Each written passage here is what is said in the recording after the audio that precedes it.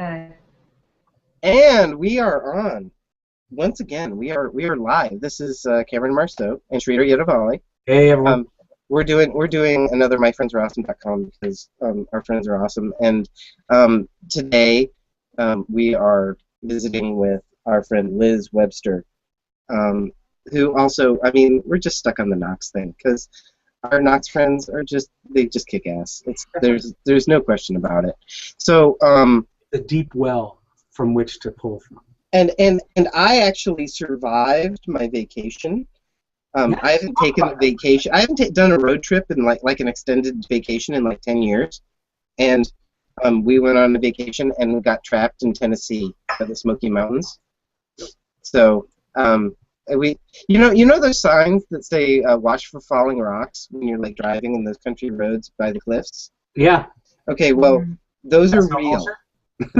Those are real signs, and you should listen to them because when you hit the rocks, they just tear up your car.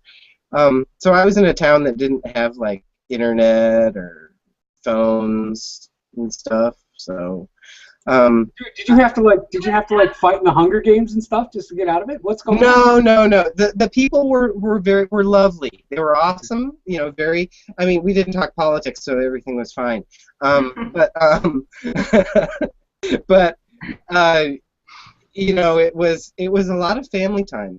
We were planning to go, you know, like leave the park and go to some other things and be like on the road back home by Wednesday, but you know, we hit a rock on the road during tornado weather on Sunday night, and we spent a night in a tent in the same kind of weather that night, and then had to like find a way, or basically we had to pull up in a hotel until the car was fixed, and that was a week of living in this town that was a 2-mile stretch. Sure.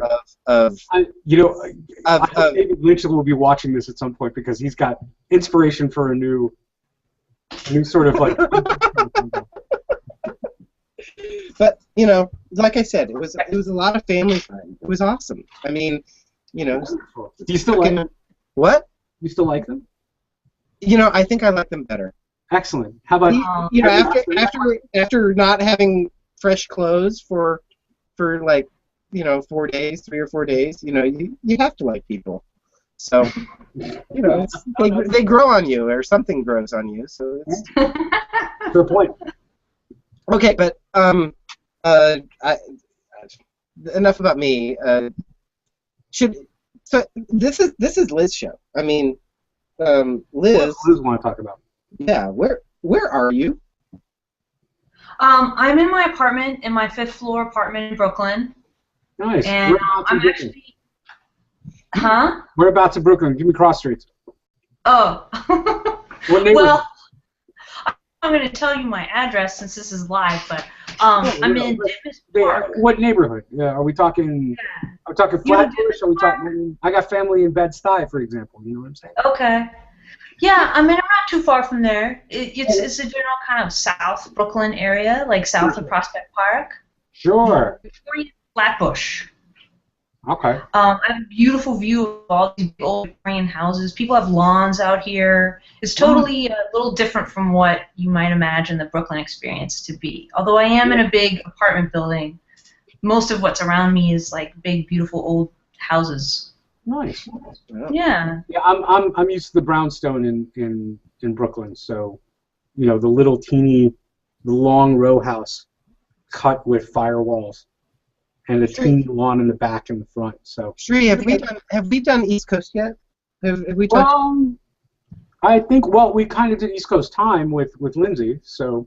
Oh yeah, but that's Ohio. He was in Ohio. Not the same thing. Rural Ohio is not Brooklyn, New York. No. But, no matter how big the lawns are. So what dragged you off to the East Coast to Brooklyn? How long have you been there? I have been here 10 years now.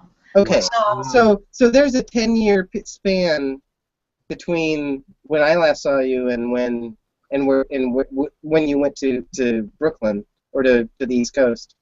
Hang on a minute. When did you two see each other? Liz, do you remember? I haven't seen you guys since graduation. Yeah, since graduation. What? No, when did Liz and Cameron, when did you two see each other? Before 2004. I'm just curious. We didn't. No. Okay. We didn't. No. It's been like 20 years. Yeah, exactly. So what I'm saying is like there was 10 years between when you graduated or when we last saw each other, and so what did you do? Where were you in the span after graduation to where you are now? Okay, I was all over the place. First I moved to Missoula, Montana, and You were one of those. Yeah, I was one of those. I heard about that group. Wait, what's the one of those? I didn't hear about that. How was it my own? There were some of the Foolish, most foolish among us. No, you guys tried to do a sort of a collective or a or what? What are we talking about here? Well, there were 3 of us, so it wasn't really a collective. There was just 3. Yeah. Me, Sue Gormley, and Melissa Stoller. Stoller. I thought on our list. I thought that there were more than just you 3. No, I thought there was... Now that's not too far afield for you because you're from Washington. Right. So which is part of the decision making is that they were from Illinois and I was from Washington. We were like, well, let's go someplace in the middle. What about Missoula, Montana? Which is interesting because that's actually where I'm from. Are you really? I didn't know you were from Montana. Well, that's where I was born. I don't claim any like identity there, but my dad grew up there. He grew up in Missoula, Montana. My grandfather has been there until he died just recently. So like, in fact, last time I was in Missoula, I looked up Melissa. I was looking for Stollers in the phone book. That's when we still had phone books. So. Well, yeah, that's the way to do it, to be from there. It doesn't work out so well if you don't know anybody and you just get in a car with all your stuff and drive there. Because you're one of the damn hippies. Yeah, and you have no idea how to get a job or, like, anything, really. Cook for yourself, anything. So that didn't work out so well. So after a year of that, I kind of fled to Seattle, where I worked for AmeriCorps and I taught ESL to Cambodian refugees for 3 years. Okay. And then, yeah, I just had like a lot of random jobs right after Knox, but I loved that one actually, and that kind of set me on the path to explore like nonfiction. So I had done fiction. We were talking about how I had done fiction with Robin Metz at Knox, and then I started to want to write about like Cambodian history. And, you know, post-traumatic stress disorder that these seniors were experiencing in my classroom and how they couldn't learn English because, you know, they came to class and they had these terrible migraines and all these health problems and their kids were, you know, struggling with, like, the new culture when their parents couldn't speak the language. And it was, like, all this stuff going on in that community that was interesting to me. So then I went to Penn State. So then I went all the way to Pennsylvania to get another... From Seattle, Washington, you went all the way to... Philadelphia? State College, Pennsylvania. State College, which is in Harrisburg? No. Where's State College is, yeah, that's actually the name of the town. State College is the name of the town. There's no rhetoric there. It's just a straight up. Very definitive, isn't it? That's Sweet, look. I'm taking your cue and I'm drinking my wine in an elegant container. Oh, dude, you know, okay, then that's it. I'm going to wash the glass. Here we go. Good, I'm done. There you are. What was in that beaker? I don't want, was there some kind of... Exactly 150 mils. Cheers. I'm measuring my intake for dietary reasons. You just didn't have, like, some kind of acid in there, did you? Oh, hell no. Well, if I did, you'll find out in about 5 minutes. Wow, the screen is looking fantastic. Is that Google Effects?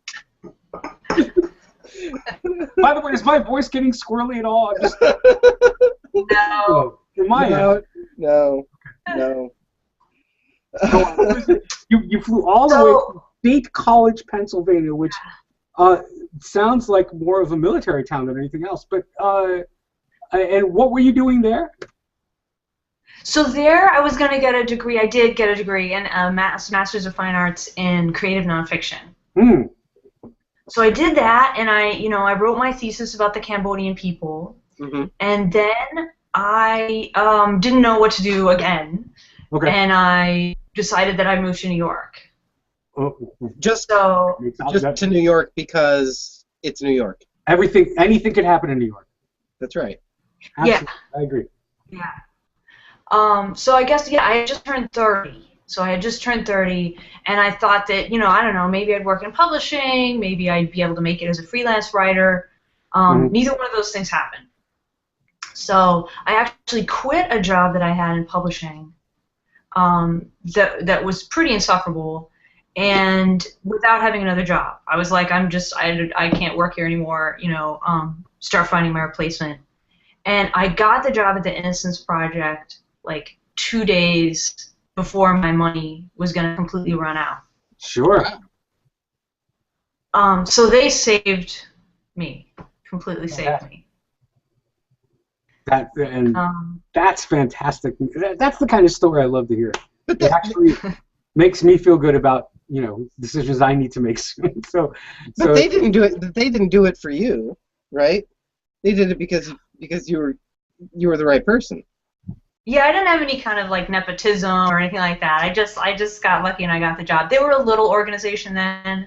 I headed off as a communications director. He wanted a communications associate kind of person to just kind of do whatever he didn't want to do. Right. And I didn't know anything about the criminal justice system, but I had been writing letters to a pen pal on death row in San Quentin for a few years at that point.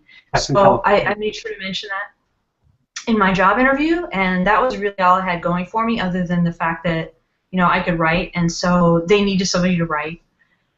So I ended up working there for 7 years. Wow. Mm-hmm. Awesome. And how did that get you from communications subdirector to feature writer? Because I saw some of your stuff, and that's not an essay to be turned in like last minute for a grade. You know what I'm saying? That was some serious in-depth work that I saw. And thank you. How did you evolve there? Tell me about that. That's interesting to me. It was an exciting place to work because we had deadlines, and we would have. It was almost like normally a nonprofit communications job would be like, you write your annual reports, and you have a lot of long-term deadlines, which I had, and I enjoyed those. Mm-hmm. But the funner thing was the fast turnaround when we would have like news breaking on a case. So a lot of times even the attorneys would find out something was going to happen at the last minute, and it would be like, oh my God, this case I've been working on for 5 years, the guy's going to get out on Thursday. We need, a press release. Somebody's got to call the family.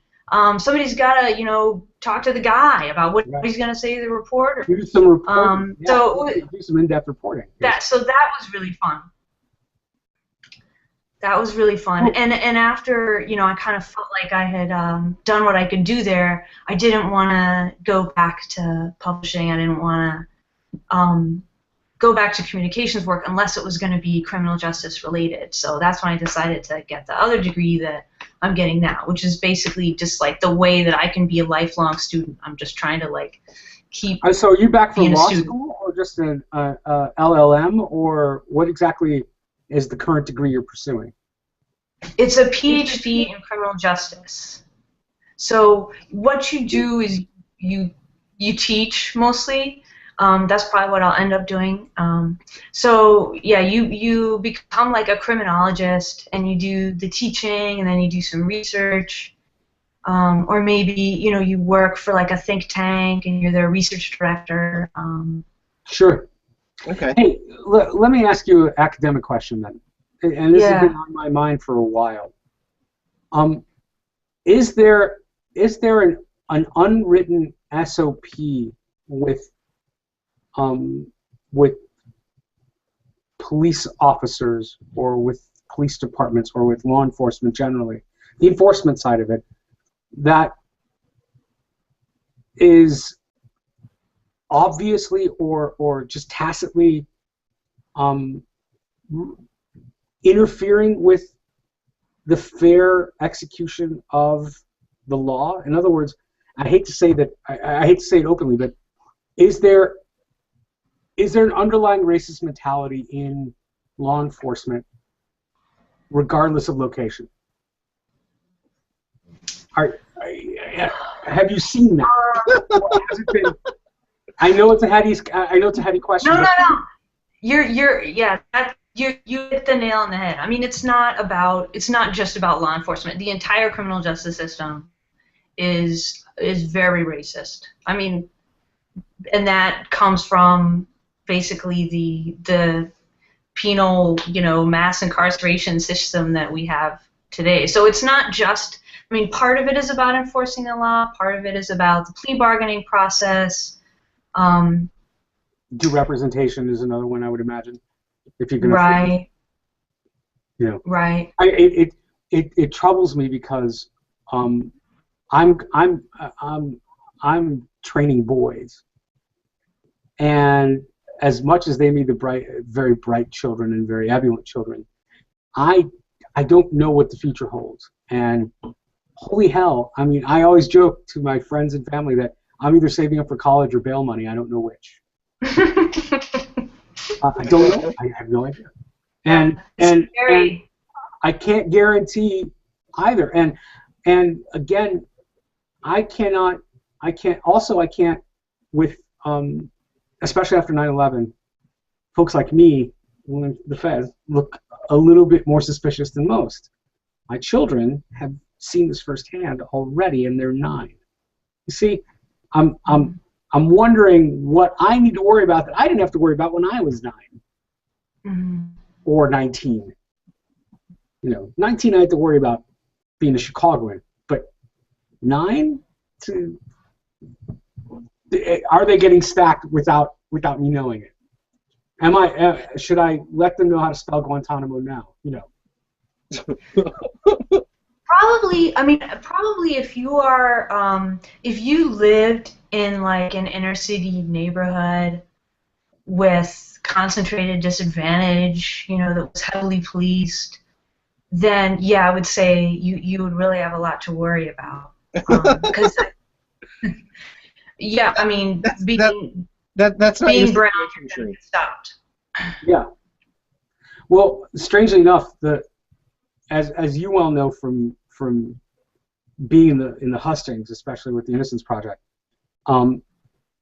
since 2001, let's say, until now, at least in Chicago, the old school ghetto neighborhoods of Cabrini Green and Robert Taylor and all those have been knocked down, and those folks have been displaced.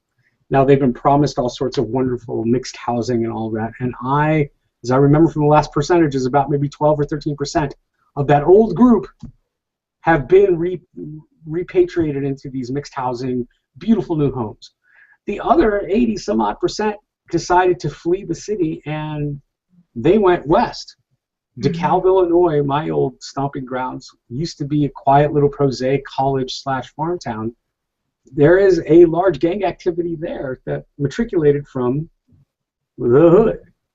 Aurora, Illinois is not that much, at least eastern Aurora, Illinois is not that much different. I wonder because cops are always around my house all the time, and not because of me. Although I've already asked. With my lawyer present, but it's in this environment, there is so much more accenting of other than normal, other than predictable, and yet it is the other than predictable that succeeds in any other circumstance except for being a race. If you're other than predictable academically, you actually are succeeding, or financially, or socially. But you can't change race. You just can't do it. I'm sorry, Cameron. I hate to go serious on this, but we're talking to Liz. Liz, this is her bag, and this is what I researched on my way. By the way, I don't just walk in talking Fez jokes. I understand that, Tree, but does Liz have a comment? Yeah, that's what I was How about that? We'll go back to Liz. Yeah, I'm sorry. I have to plug my husband's book. He works for a press called Voices of Witness, and it's a McSweeney's imprint that produces nothing but oral history books on social justice topics. And one of them was called, oh my God, he's going to kill me if I forget the title of the book. But it's about the high-rises coming down. Yeah. And it's about what happened to those displaced people. And it's interviews with all the displaced people about how they felt about, their new circumstances. And absolutely, it's really complicated because a lot of people felt like at least they had a sense of community in the high-rises. Right. They had a sense that other people had their back. It was at least theirs, yeah. Right. And I mean, this idea that people are just gonna, if somebody decided to tear down your house and say, Shri, go find another place to live with your family, you're going to go live with other people that you might know already. Right. You're not going to just go to some neighborhood where you don't know anybody and just, hope that you fit in. I mean, you're going to go where you have family or friends or something. And so I think that's what ended up happening. And so a lot of people went to communities that were also similarly disadvantaged because they knew people there. Right. So, and I don't know, there was something with the housing vouchers. I don't know all about it, but High-Rise Stories is the name of the book. It's a very good book. It's called High-Rise Stories. Okay. So actually, most of what I know about that topic comes from him, not from my school. So, but from your perspective, I mean, like, what is your focus? What are you looking at? I mean, do you have a focus for your PhD? Is there something that you're really? Yeah, definitely.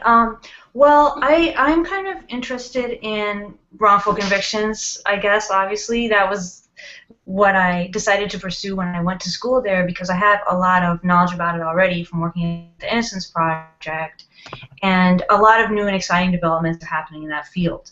Like, for example, since you guys the link to the National Registry of Exonerations, so the National Registry is the first time ever that we have, like, a listing of all of these cases. So the Bureau of Justice Statistics keeps track of, how many people in how many states are incarcerated on what types of offenses and what race are they and did they get a high school diploma and, everything else.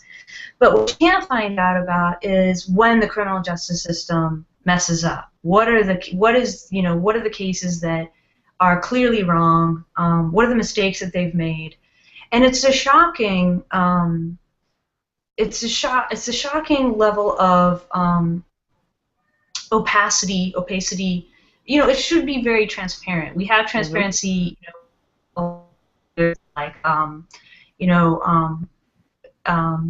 airplane, crashes, and they're thoroughly investigated, and things go wrong in the medical field that are thoroughly investigated. But when things go wrong in criminal justice, they're unless the media gets wind of it, they're just like completely tucked under the rug.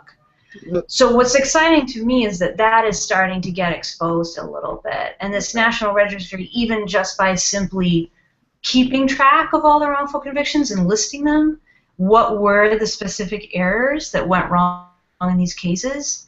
And the research I was doing this summer, I mean, it appears that it's going to be 50% or more than 50% of the cases, and there's some now almost close to 1,500 cases now that they've recorded that are mostly partly due to prosecutorial or police misconduct or other kinds of official misconduct. So, you know, then you can find out who the names of those actors are, and you can try to go back in and reinvestigate the cases and say, did they mess up other cases? You know, are there other innocent people in prison? Because, I mean, a lot of times, like, there's no accountability for those actors. Prosecutors that deliberately, you know, mislead juries about the evidence that they have against the defendant might go on to get a promotion and become just, you know, district attorneys or judges, or, you know, it's very, very rare that that these kind of actors are held accountable. Well, yeah, especially if time has passed, you know, it's like it would be hard to like go back and figure out what actually happened. And I mean, it doesn't end up being a he said, she said kind of thing. You know, I mean, how much is recorded meticulously from that period, or even now? I mean, I guess one question I have is, like, do you get a tip-off from, say, like something that I understand is happening more and more is DNA evidence is coming to light. Okay, so like you can exonerate someone based on DNA evidence, and then you can go back and say, okay, what went wrong? How did this happen? Is that the story that, or do you just really just look at the people and what they could have done? It's yeah. I mean, it's definitely the DNA evidence. That was what the Innocence Project focused on. So Okay. when I left there, like, the bulk of my knowledge was in those kinds of cases. But you're right. I mean, you know, often you don't really know. But other kinds of cases, a person might become exonerated because they find definitive proof of misconduct. Like, an appellate attorney will find, like, a video recording of someone confessing to the crime that was never shared with the defense. How does that get found and then revealed?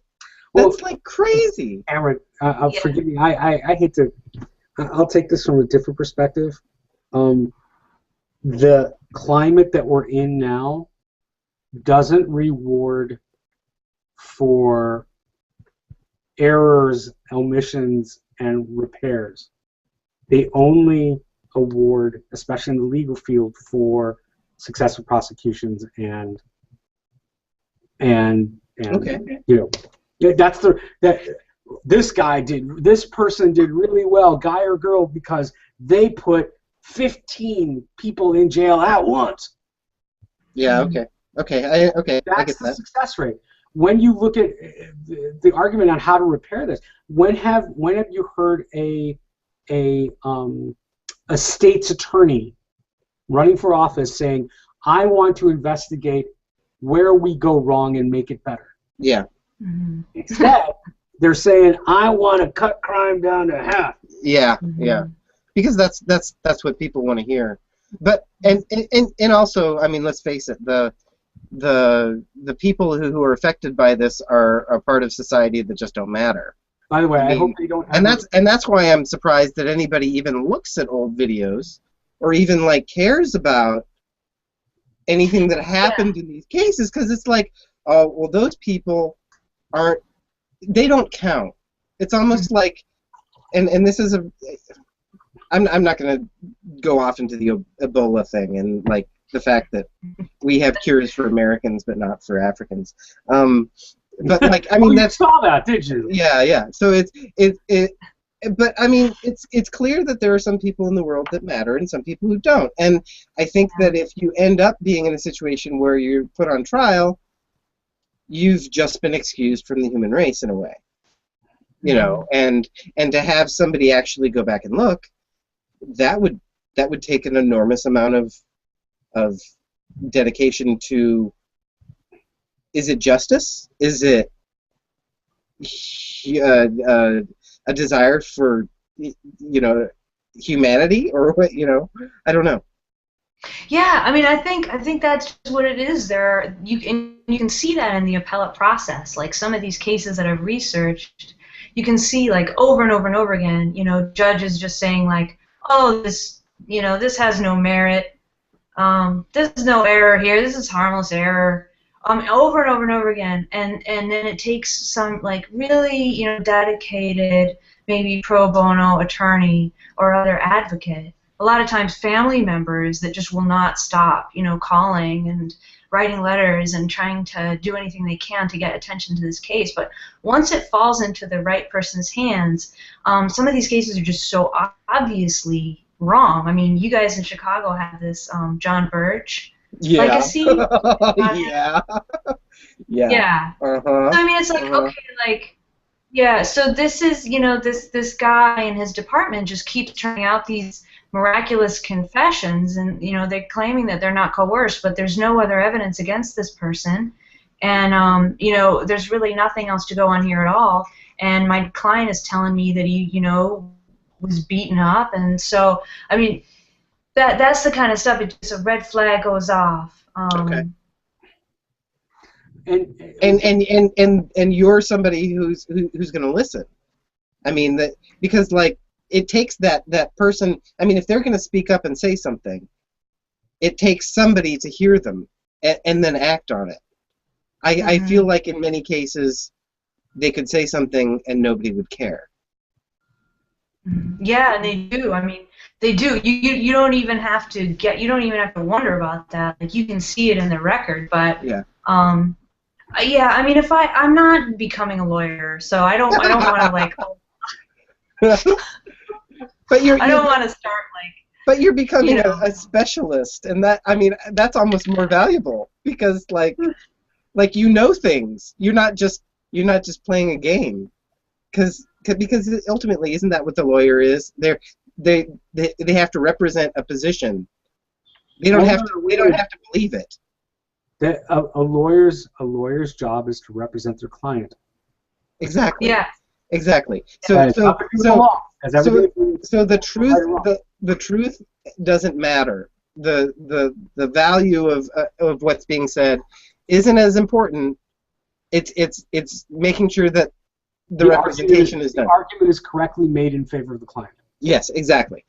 So we're not focused on uncovering the details and what actually happened.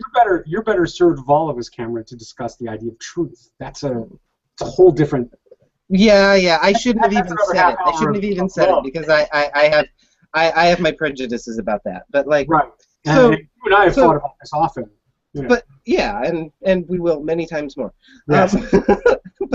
But so like, and that's what you know. Like listening to you to you talking about it, Liz, is just, I mean, because you have an interest that comes from a different place, from knowing the facts and the specifics, and is this your passion? Is this where your heart leads you? Absolutely. I mean, I'm so interested in the stories, you know, and that's what a lot of these cases are. They're stories. It's just and to really find out from the people, when you meet the people and you meet their families, that's when it like comes to life, and just to see what, you know, how they've coped with the experience, and you know what has happened to all of the actors involved. And I guess that's I have this kind of like stick it to the man thing that I kind of want to see. I don't think it's fair that, you know, street level crimes are prosecuted so much more fervently than, you know, white collar crimes. Absolutely. Or I agree. The crimes that you know, are committed by criminal justice actors, judges and cops. And I think Burge, like, can you imagine a person worse than Burge?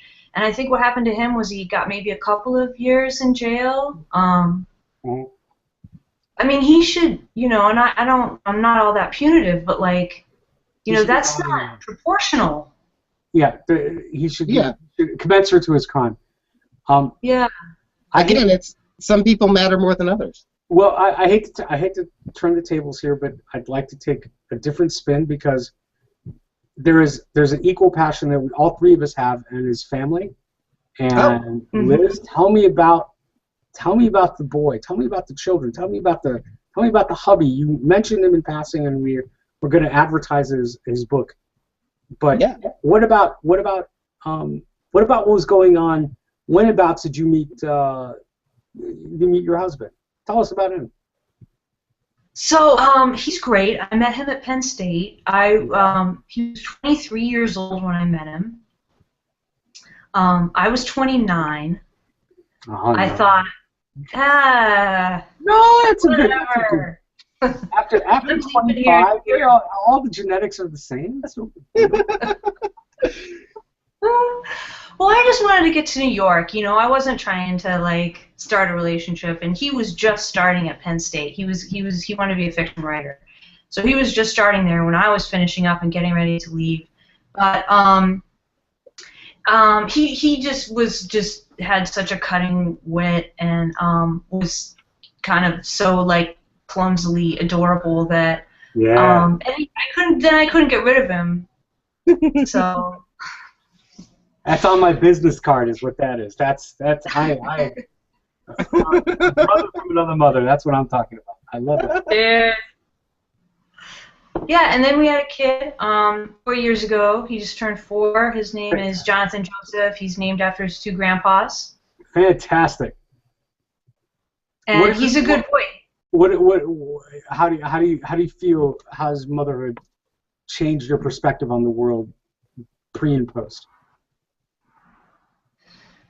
Yeah, I like this question because I didn't know anything about kids. I don't know about you guys, but I mean, I was the youngest of all of my cousins on both sides. Oh. I never had any babysitting experiences really. I just knew nothing about kids. The only reason that we even really had a kid was because I thought I liked the idea of having an adult child, like being an old woman and having like a legacy and stuff.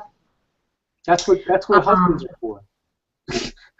But an adult child. That's what my wife calls me. But Cameron. There are days when I feel that way, but mostly I feel grateful. So I was floored by how much I liked being a mom, and JJ was just a really cute kid. Yeah. Took after both of us in a lot of ways. I mean, not physically, but like emotionally, like his temperamentally, Mm-hmm. How about you guys? You have 2 boys. Cameron has 2 girls. Right. And we could potentially discuss our perspective. I have twin boys, so it's an interesting dynamic. Had they been younger, I would have a more holistic perspective on parenting. But I have again, another euphemism that my wife and I use is that we're screwing their lives equally. So it's all we're doing great as long as they're not dead. I am very much trying to do an inside-outside job as a parent, effective with the education system. I know I have to go through it with them, and I know that there are obvious contradictions that are going on in the education system. I went through public school in Chicago, and so my perspective is, if I could go through it and I came out better than I expected, my children are in suburban and almost more sterile environments. Mm-hmm. And I'm less worried about academia. I'm much more interested in what can I do at home, given my perspective, to surpass what the school system can offer. I want them to think to the best of their capabilities, and I think their capabilities are infinite.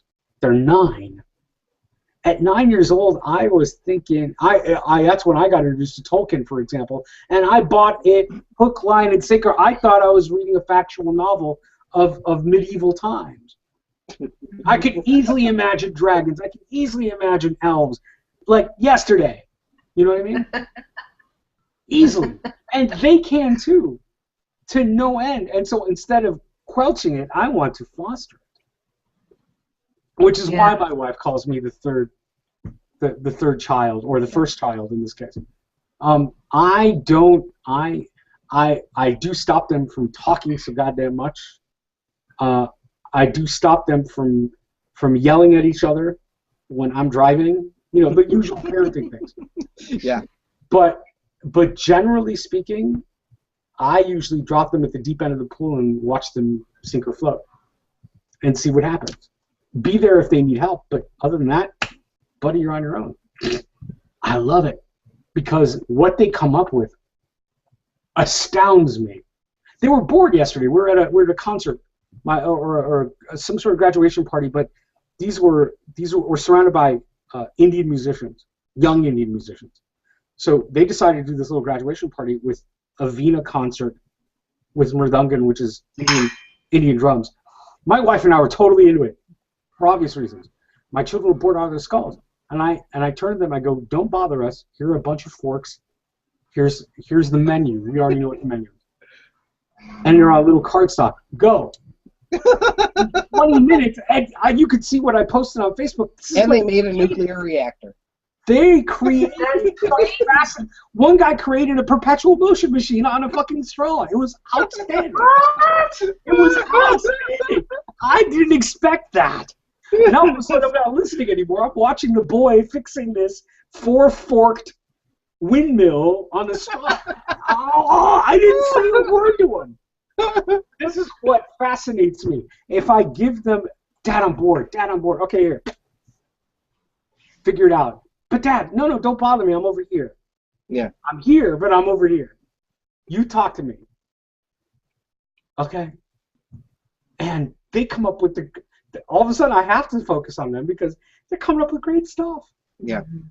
I don't want to quelch it. I want to foster it, even to the detriment of what is being programmed 8 hours a day at school. I you know what, Tree? I think that you have been gifted with incredible, like, brilliant children who I mean. No. I'm not saying that you haven't done anything, but like, you know, I feel like there's, like, especially in my case, my girls are such different people. I mean, they're not twins for one, but like, they do like my oldest is totally into performance. Like, she wants to act, and not just because she wants to be famous. She just likes doing it. And then my youngest is like always like making stuff. She goes into the recycling and makes things.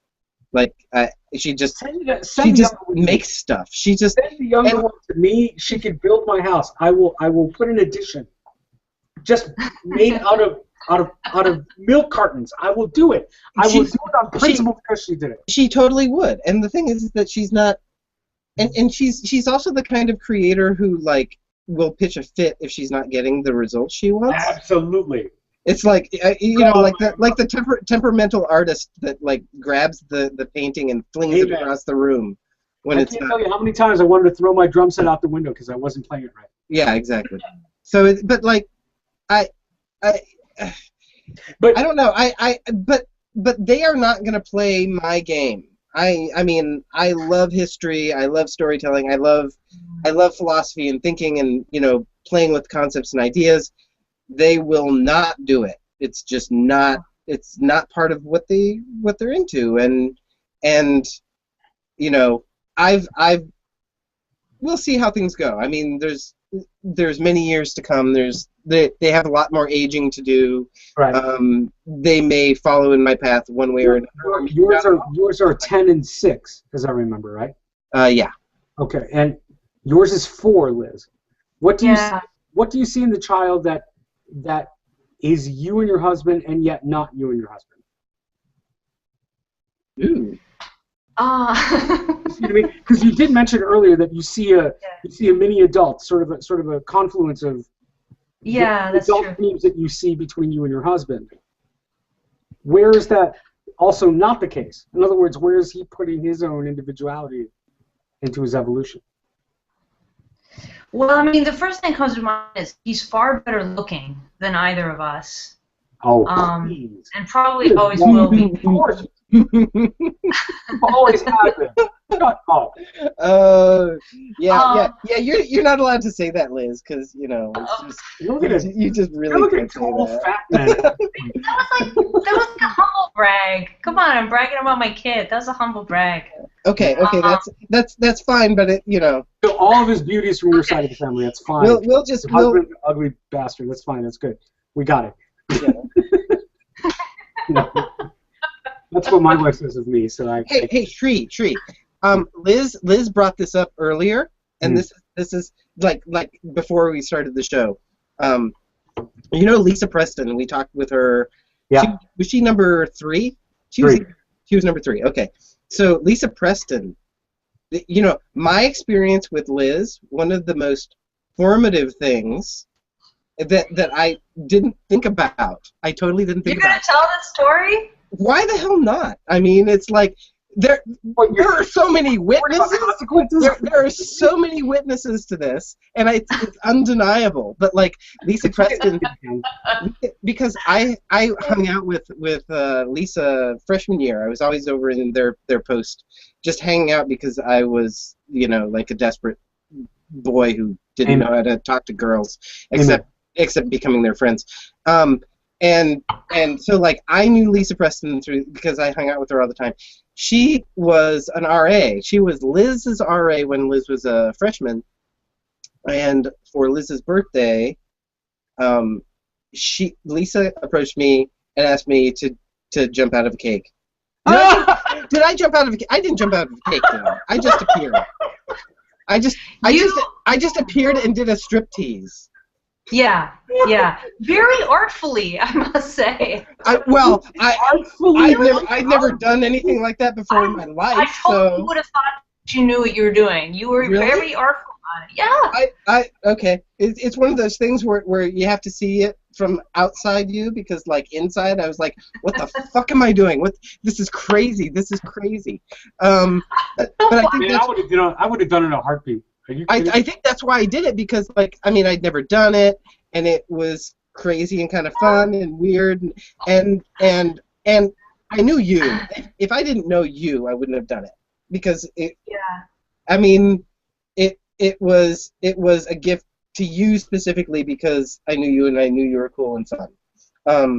It wasn't. That was my 19th birthday. I don't know why she put you up to that. I mean, she was just a cool RA. Disliked it? Were you disappointed? Was he? No. That particular birthday was very strange. Because a punk band played in the door. I mean, it was like I was homecoming queen or something, and I didn't even know anybody. I'd been at Knox 2 months. I mean, this was November 3rd is my birthday. Well, yeah, and I didn't know anybody.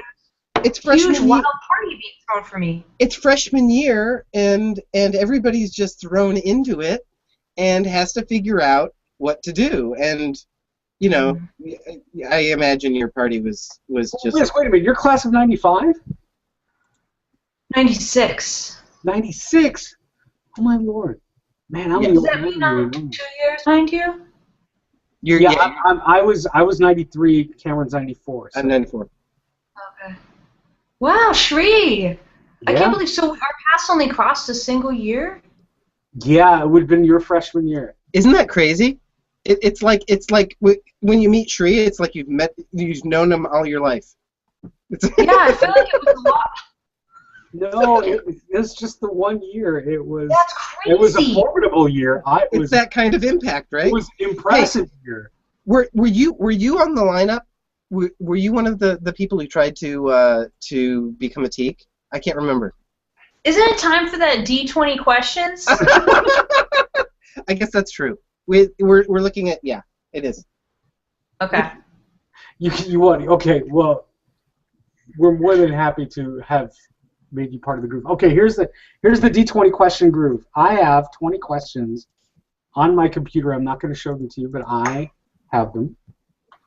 And I have a 20-sided die and a 6-sided Cameron likes to be very specific and call it a number cube. That was Glenn Waddell. He made sure that we knew that. Okay. So I've got a number dodecahedron and a number cube. And I'm going to roll the number cube for how many questions we're going to ask. We can't ask you more than 6. Okay? And again, oh my, we might be long because we're going to write 6 questions. Now, we'll just go fast. We'll go as I'll fast as we can. So I'm going to roll this dice, and I'm going to, whatever number comes up will be the question I ask. Question number 1 is 2. What is your favorite thing that comes out of the ground and why? This is a weird one. Yes. Radishes. I think they're really cool. Being on the outside and white on the inside, and also being crunchy and tasting like horseradish. That's weird, right? Yeah, it is. I agree. Okay. I've never really deconstructed a radish. It's It's kind of a startling vegetable. It's a startling. Radishes are startling vegetables. I see a Frank Zappa cover thing going. Radishes are a startling vegetable. Okay. If you could be a classic movie monster, which one would you be and why? I guess I'd be Frankenstein, because I was always really into Mary Shelley's Frankenstein, and that my thesis that I wrote for Robert Halenga's class was about that book, and my idea was that the Frankenstein is actually the female, the enlightened female. He didn't buy it. I got to see on the paper. But I have this affinity for Frankenstein. Okay. I can see it. He wasn't impressed with your deconstruction of that. Huh. That's. Okay. You must have been onto something. No, that's another 20. I gotta roll it. Yeah, this is number 3. Okay, 19. What's your favorite kind of pizza and why? I mean, this is just going to be a really boring answer. Style, by the way. I don't believe in Chicago or New York style. It's just pizza. It's all the same. I like a Pizza Hut pizza because I used to work there. I like the greasy crust. A pepperoni Pizza Hut pizza. A pepperoni Pizza Hut pizza. What is at the top of your bucket list and why? Dang. I like that one. I would like to write a book that people think is worth reading. Okay. Okay. I can agree with that. I'm there with you. Yeah. Don't we all feel like we have at least one book? You want to be able to say something and have people understand you. What is the? I'm going to ignore number 1, and I'm going to go to my favorite. Because it rolled a 1, but I think I like 3 better, which is, what is the oldest object you currently own, possess, or responsible for, and tell a story about it. Okay, hold on, I gotta go get it. You gotta go get it. Yay, show and tell. See, this is what I'm talking about. It's show and tell. It's awesome. Okay. I love show and tell. Oh, I'm gonna be. It's a good thing I'm taking my. I've got the kids tomorrow. There was 1 year, I think it was like first grade. A kid, we were doing show and tell, and a kid brought in a cat's tail, and he called it show and tell. An actual? Yeah, because it was. Oh, you're talking about their cat crawled into their car, uh-huh, and was like on the engine because it was nice and warm. Oh no. And so his father got up in the morning and started the car, and killed the cat. No, did not kill the cat, but it did cut its tail off. And so they kept it in a bag, and he brought it to school. Cat's tails, and I'm thinking about maybe some sort of whip device the mother had for the father and mother to enjoy themselves later on, because Shree's being naughty. Okay, so what do you have? To show? I mean, I might as well. Show and tell.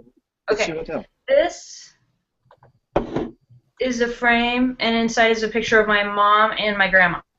Oh, wow. Oh, wow. Yeah, they're really, really old. So this is my mom when she was like 16. And that's my grandma, who is now 100 years old. Wow. She's still alive, your mother, grandmother. Yeah, 100 years old. God bless. And Actually, she gave me this tea set when she was 97. And when did she get the tea set? This is really old, too. Huh? Wow, you're festooned in antiquities. No, that begs the question, Liz Webster, how far back does your family go? You could speak, call it a corollary to the other question. Are you like DAR? Yeah. Are you from? Oh yeah. No, yeah, we're DAR. Yeah, my grandma's in the Daughters of the American Revolution. Wow. That's awesome. Hell, we could have done a whole hour on that. Where did the transition to Washington go? Like, was that during the Polk administration? It sounds like, but no. No. You know she's from Washington State, right? Yes, but I'm saying that her grandmother was DAR, then they would have traveled west, young man. You see what I mean? Yeah, but a lot of times, just because I have a fez does not mean I don't know my American. No. But my point is that my ancestors were in the Americas for a long time, but they got sent. Some of them were in revolutions in Canada and got kicked out to other parts, and some killed game wardens and had to run off to Montana. So there's a reason why people end up going west sometimes, and that was the nature of my question. It's like, so you mean to tell me Montana is to the French what Georgia is to the American, or to the British colonies? Montana is effectively what, a prison colony? No. I do have relatives in Australia because they were sent there as the prison colony. But back then, if you committed a crime, if you ran off before anybody could catch you and you could hide, I mean, heck, Ted Kaczynski did Montana for quite some time, and that was even when there were telephones. So, like, way back when. Part of the state motto, Montana, hide out here. So that was why I was asking Liz if there was a reason why her family made it over to that part of the world. I mean, I really enjoyed like all the crazy theories. Yeah, this is crazy, man. That's it. It's not that interesting. Oh, okay. Oh, we have one more question, I believe. Yeah. Okay. Go ahead and roll. Do it. Fast.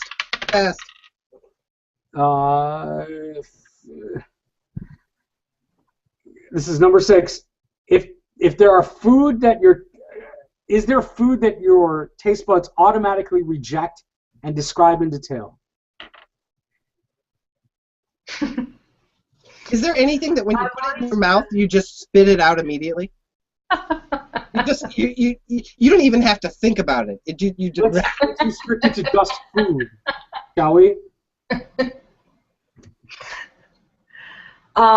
Well, we love to go to Korean restaurants, and my favorite is when the waiter tells you, like, don't order that. You won't like that.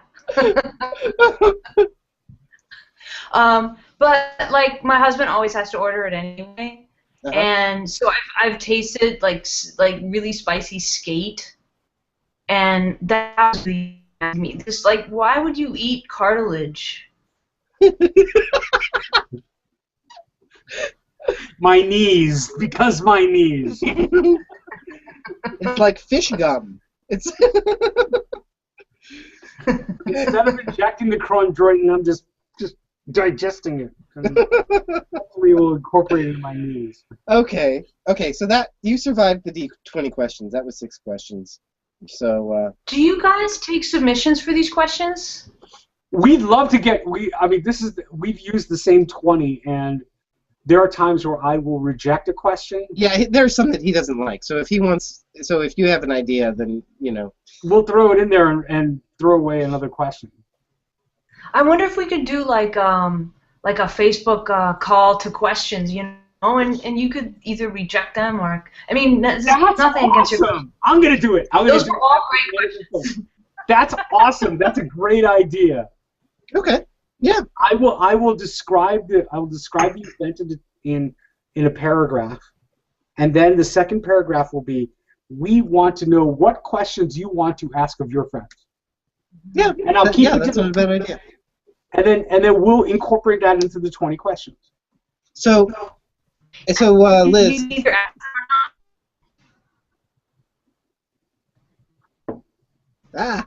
Cameron? Yes. You're still there. Yes, I am. Yeah, we did. We had a little bit of lag. So, do you know about the Midnight Club on Wednesday? Yeah, is that live too? We're not. I'm not gonna. It's not gonna be recorded. It's not gonna be. It's just gonna be. Like we're gonna have it open and people can come by and say hi. That's pretty much it. So I wasn't sure if Shree sent you the invite or not. So. No, I love the idea. I think it would be cool if it wasn't live because I don't know, people might just feel more free to talk about whatever. That's the idea. I think that Google Plus has an option just to have a video chat and it's not recorded. It's not recorded to YouTube. It's just going to be us hanging out. Now, I plan not to behave any differently than I am now, but nor am I going to throw any softballs. But the idea is to hang out. Yeah. And all of the people invited are folks immediately that have already done interviews with us. So they already have seen this. So they've already seen this, so they've already gone through our little digestion process, if you will. But it's just meant to be a hangout. It's meant to be a virtual midnight club where we're kvetching about. It used to be about teachers and midterms and relationships and whatever. But the bigger idea is that how many people can we get on one Google Hangout before it breaks down? Yeah. Is sort of a theory that we're trying to test. Okay. Well, I guess our hour is up. We're done. We've tortured you long enough, Liz. Are you kidding? It was my pleasure. And I was enjoying you on It was awesome. Midnight Club. Yeah, you too. Yeah, I just want to say that I can't do it for the next couple of weeks because I got to study for this test, but that'll be a lot more free. So if I don't show up soon, I'll show up later. That's absolutely. Cool. Yeah. I'm thinking the Midnight Club. Eventually, if it goes off all right, and if we can get a stable environment, then the Midnight Club can be once a month. Yeah. And we get the crew together just to kvetch. Maybe network, maybe invite. All of a sudden the husband or the wife comes behind us and is chatting, and who cares? Yeah. It's us. It's a party. And it's life. It's awesome. I love that you're doing this. It's such a good idea. I'm glad you had fun, and I'm glad you've been enjoying it. I really do. I think I've been having fun, and I think it's been great reconnecting and seeing what people are doing and what they're all about, and I look forward to these every time we do it. So, and it was great to see you again. So, I think this is the best thing that would have happened on a Sunday. This is perfect. No. I was worried about. Because we haven't done this in a couple of weeks. Yeah, I was stuck in Tennessee. And yeah, you were stuck in Tennessee. I'm like, I gotta scratch that itch. Okay. And what better person to do it with than Liz Webster? Well, hey, you got it. It's you guys to talk to Stoller, who is living in Mexico and making her own art. And babies hanging off. She's in the pipeline. I think she's up for the 31st. So yeah, our next one's on the 31st, and I think that's Liz. And oh, I bumped it. Liz and her husband. No, we've got one on the 17th. Stoller and her husband and Owen he was. Oh, cool. They were in Chicago on the way out west or something, and they were in downtown, and I broke out of work early to go hang out with them and drink beers with them. Well, not with Owen, but we had a round, and I got to meet Mark, and what a wonderful fellow. I mean, and good looking. Damn, I would have done. I mean, he was just gorgeous. But Stoller was just, as usual, as if we were sitting in the middle of the chapter room. You know, it was old times. It was wonderful. Cool. Yeah, I miss them. I miss them a lot. Okay. So shall we wrap it up? Yeah, we should wrap it up. Thank you. Until next time, I'm going to stop, and I think we've got something scheduled for next week, and then the week after, and I don't know. We're just going to keep doing it and having fun and reconnecting with people and as we go along. Yeah. Okay. All right, guys. Thanks. Bye now.